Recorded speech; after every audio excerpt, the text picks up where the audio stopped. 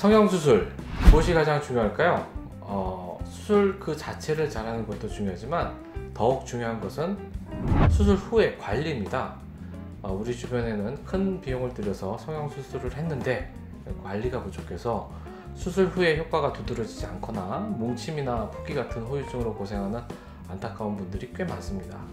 다시 한번 강조하지만 성형수술 후에는 반드시 관리를 잘 받으셔야 됩니다.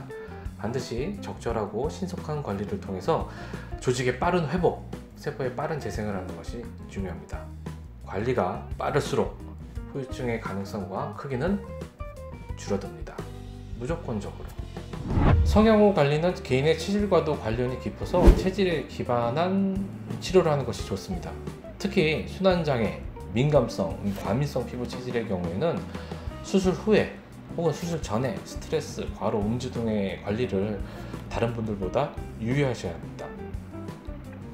순환장애라는 것은 평소에 몸이 잘 붓는다, 손발이 차다, 어지럼증이 있다, 소화가 잘 안 되는 어떤 특징이 있는 분들을 말하고요. 또 과민성, 민감성 피부의 체질이라는 것은 안면 홍조, 얼굴이 붉은 분들 있죠. 피부 묘기증과 같은 두드러기 있는 분들, 또 염증성 피부를 갖고 계신 분들, 켈로이드성 피부가 있는 분들, 이런 분들이겠죠.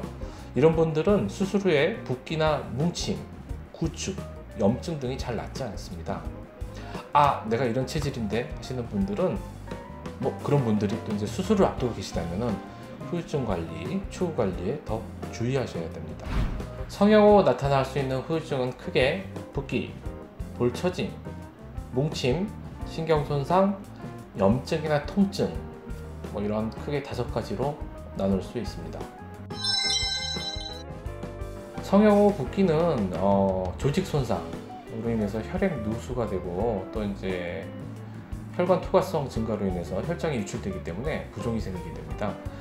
또한 이제 조직 손상으로 인해서 수술할 때 생기는 조직 손상으로 인해서 출혈이 생기고 또 혈관이 확장되면서 이 수술에 부종이 생기게 되는 것인데, 보통 정상적인 경우에는 평균 2개월 이내에 80%가 줄어듭니다.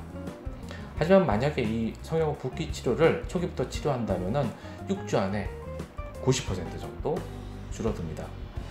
우리가 이 성형 후 붓기를 관리하는 이유는 성형 후에 생길 수 있는 다른 후유증, 붓기뿐만 아니라 섬유화가 되면 얼굴이 뭉치거나 흉살이 생기기도 하고 또 이제 표정이나 감각, 어떤 신경 손상들이 있을 수 있는데, 이런 것들을 남기지 않으려면 이 붓기 치료부터 해야 됩니다.